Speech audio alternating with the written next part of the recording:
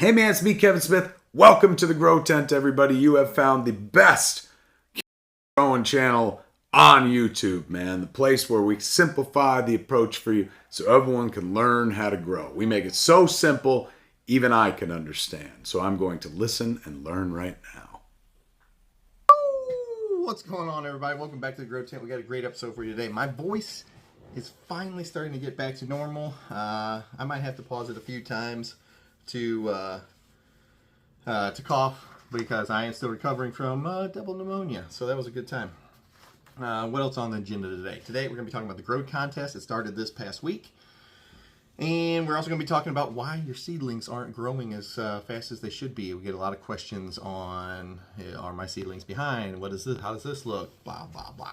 So we're going to talk about that today too. So first, as always, guys, please remember to like, comment, subscribe, watch the full video. That is always very, very much appreciated. All right, let's start talking about the Grow Contest. Ooh, we are back. We are back. I'm not going to lie. I did cough a few times during that small intermission there. I wasn't actually planning to have a break right there, but I was like, yeah, I can kind of work and I can cough real quick. All right, guys. So the Grow Contest is going right now. We just planted this past week, so there is still time if you're wanting to get into it to go ahead and plant your stuff. We've got $1,000 for first prize, and somebody moved my freaking skate deck. We got $1,000 for first prize, and you got the custom trophy I made. It's a skate deck. It says Grand Champion on one side, then it says Second Annual GT Grow Off, and then it's got like this reflective halo background. So pretty cool looking. You can hang that on your wall or on a stand on your desk, whatever. Pretty cool. Last year we did like a wrestling belt, and then this year we've got the skate deck. So just like my shirts, I don't ever like to repeat my design, so it's something brand new. We planted on the 26th of December, which means seedling stage will end. I got this all written down so I didn't mess anything up.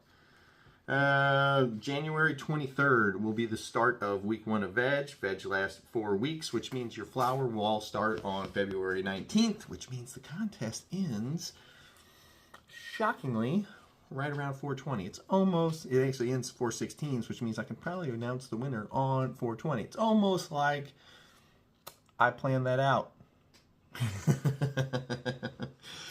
You also, besides the skate deck and the $1,000, you're also going to get to be my second guest ever on my podcast. My very first guest ever on my podcast was the winner from the last Grow Contest, Tardis.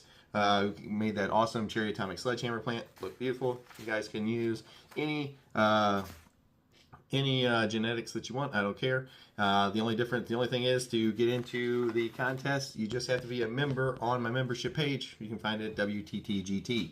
Yeah, you just gotta be a member and you're in the contest. That's all there is.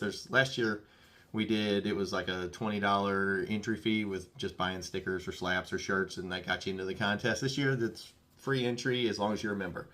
All right, so I think that pretty much covers all the bases on the contest. So what's going right now, you still have time to get into it if you want. All right, so my second part of this video is, why aren't my seedlings growing, or what's causing your seedlings to stunt? Really, there's 3 kind of things you're going to notice if your plants aren't growing like they're supposed to be when they're seedlings. Now, if you're having problems with seedling stage, I don't want you to get discouraged, because the plants are extremely weak and vulnerable in this time period of their life. Once you get them into veg, once they're like a plant with branches and stuff like that, it gets a lot easier. But a lot of people have a lot of problems in seedling stage just because, if you're off by a day, you can either kill them, or you're overwatering at the time, or you're giving them too much light or not enough light. It's very easy to hurt the plants or to stunt the plants in this stage of their life, and in this stage of their life. And if you slow them down in this stage, it carries over into the veg stage, and it kind of slows the whole operation down. And the nice part is, if you do mess them up in this stage, it's real easy to start over because you haven't invested that much time into them. It's not like getting freaking spider mites in week 5 of your flower, week 6 of flower, and then having to trash a whole grow after you did all the seedling stage, all the veg stage, and most of the flower stage, and then you got spider mites everywhere. That's a giant waste of time, and that really sucks. On the flip side, when you're in seedling stage, it's been a couple weeks. Who cares? Throw them out. If they're that bad, just throw them out and start over. So basically, there's four things that we're looking for when we're deciding if we're the plants have been hurting. So the first one is they're super short. They're just not growing. They're not getting tall at all. So we've got they're short, or the opposite of that, they're stretchy, and then the other one is they kind of like failure to launch. This is actually a pretty big thing with seeds. This is one of the reasons we always tell you, that you should plant more than you're aiming for. You only want 4 plants you want to grow, plant 6, 7, seeds. The reason for this is sometimes you'll get ones that won't pop. Sometimes you get ones that pop and then don't thrive. That's called that failure to launch, or failure to just failure to take off, failure to thrive. It does happen. It's one of the reasons that we plant more than we're looking for, because if that happens, let's say they didn't germinate and you planted 4, they didn't germinate, and now you're going to have to, I either have to just grow out the 3 or 2, who knows however many you got to germinate. Maybe you had old seeds. And now you've got 2 seedlings that are a week ahead of the other 2 you had to plant. Well, if you would have just planted 8 to begin with, or 7, 6, something more than you needed to begin with, and 2 of them didn't pop, great, throw those 2 out anyway. You've got 6, now you're back down to your 4. You don't have any time difference in whenever you planted. And then the other thing you kind of see is ugly leaves. What I mean by ugly leaves is they're a little chewed up, they got little spots developing on them, or the ends of them are kind of melting back into the plant. Whenever I say that, I mean they're like the plant's sucking out the nutrients out of the leaves, pulling them back in. So let's talk about that one first, since it's the last one we brought up. The ugly leaves, guys, is a pretty normal thing to happen whenever you're dealing with these little baby plants. Is they'll chew the leaves up really quick because their root system's not very developed yet. Since the root system is not very developed yet, they'll just turn on their leaves the quickest to get the nutrients they need. This is not anything, you're not doing anything wrong here. You literally just, the plant will grow out of it as long as you're not doing other things that are messing them up. If you're doing other things that are causing them to do this, like giving them too much light, not giving them any kind of nutrients at all throughout, then that's a different story. But if it's just the problem where the root system's just not as developed as it should be yet because the plant is young, it's not a big deal.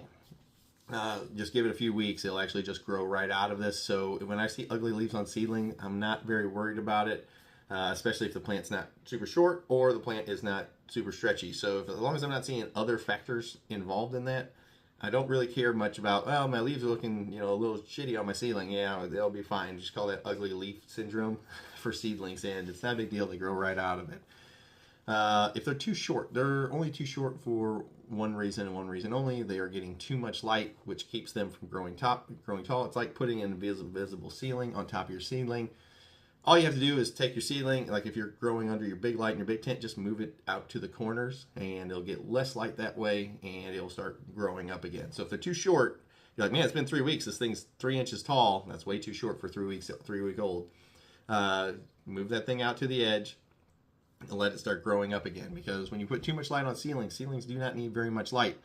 For the most part, for the whole seedling stage, I'm at like 25 to 50 watts total on top of the seedling, and usually I'm under a T5 light in seedling stage. So if I have a 2-foot bulb, I am only like 10 inches away. If I have, this is for T5 light, not for LED, and if I have a 4-foot bulb, let's say I'm in one of the bigger veg tents or something, I'm 2.5 feet away or 30 inches away, and that's just fine. That's plenty of light for those little seedlings. Again, that's with T5 light, so very soft. On the opposite end of that spectrum, my seedlings are too stretchy. I put them in my cubes. I run that little 17-watt, 1.5 foot T5, and after 2 weeks, they start to get stretchy. And it's a pretty normal thing for that little 17-watt T5 because they start running out of juice in those little domes right around week 2, and your seedlings will start to get stretchy. This just means they're getting not enough light. So if they're not getting enough light, they're going to get, the plant is going to try to fix that by growing closer to its light source. So it's going to get stretchy on the main stalk, trying to get its leaves closer to the light to get more photons. Well, what happens is the opposite actually happens, because the plant can't support, because it doesn't have a very strong stalk yet. So it tries to get stretchy, and then what happens is they just fall over, and then you got to get those like little bread ties and stuff and try to stand the plant back up. Or you could just take it, move the light a little bit closer, put all the plants in a row directly under the little 17-watt T5. So if they start to get stretchy, you can actually just take them and move them in rows closer towards the center, because they'll get more light towards the center than on the edges. Is there any other one? So the last one we have to talk about is the watering on seedlings. There's some people that will start in like we do it in the Mondi Dome seed sprouter kit, where you got the tray of 50 cubes and it's got a little dome on it with a light that sits on there. That's how I start all mine. You got people that will start them in solo cups or actually start them in their final pots. All of these are acceptable methods, but if you are a new person, generally I'm going to steer you back towards the little Mondi Dome kit. Can you start them in the bigger pots or in the solo cups? Yes, of course. Is it easier to overwater whenever you're in those bigger pots when you're dealing with a smaller plant? Yes, absolutely. And as we talked about, seedlings do not respond very well to any kind of stressor. Even if you're a day early on the watering, it will stress them to the point where they are overwatered. Just like if you are a day late on seedlings, now you're a day late on seedlings needing to be watered, you can actually kill them because they have no reserves of water. So an hour of being too dry and they just die. That's just one of the reasons that I recommend people just do the cubes, because it's real easy to check when the plants are going to need water. The cubes will actually turn colors, and plus you can just snatch the cubes directly up out of the tray and just look where the water level is right on the side. You've never done this before. It's not going to hurt anything pulling the whole cube, plant and all, just boop, just pop it right out of the tray, and you can actually just look at the side like, oh, the top half's dry, the bottom half's wet. All right, I don't need to water today. When do I water? Oh, whenever the bottom fourth of the cube is all that's damp and the rest of it is dry. That's the perfect day to water those cubes. Because if you wait one more day, it's all going to be dry and the plant's going to fall over and die. So you can literally just check, and eventually you get to the point where you can just tell by the top color of the cube when they need water. You don't even have to pick them up anymore. But the nice part is, whenever you're starting to learn out, you can just pick it up and be like, oh, it's 3/4 wet. Just the top was dry. The bottom 3/4 of the cube, still wet. I don't need to do anything. Boop, pop it right back in. And you can check all of them real quick. If you got 6 plants, pull 6 cubes. You can check the water levels of each of them right off the bat. And as long as you do that, your seedlings will actually start to come around and grow pretty fast. If you're looking for a nutrient schedule for the seedlings, it's fairly simple. I get Colonex solution. It's like baby food for the plant. They get that. Sorry, they get that. I told you I was going to cough more. They get that every single week. They get 3 milliliters in I don't have a freaking, of course, just pretend it's a bottle of water. They get 3 milliliters in this once every week, because you're basically only be watering this whole thing once a week. And then every other week they get your mycorrhiza. You will add into that 20-ounce bottle of water with, I think that most bottles of water are 17.9 ounces. So when I say 20, don't go around like, oh no, GT said this has to be 20. Just one of the regular size, regular size bottle of water. I think they're all 17.9 ounces. So your biggest things are Clonex, 3 milliliters of Clonex solution week 1 with, just throw some mycorrhiza in there. Don't throw it in ton. This is a small amount of water. Week 2, you're just going to be 3 milliliters of Clonex solution in that water. Week 3, you are once again going to be 3 milliliters of Clonex solution with some mycorrhiza again. Then week 4, generally by week 4, I am already into a 1-gallon pot and into my veg tent by then. So, but if you're not to that point yet, don't worry about it. I keep my plants in the cubes until generally the end of week 2, beginning of week 3, and then generally they're big enough to go into solo cups or straight into a 1-gallon pot. I fucking hate solo cups, so generally it's right into the 1-gallon pots.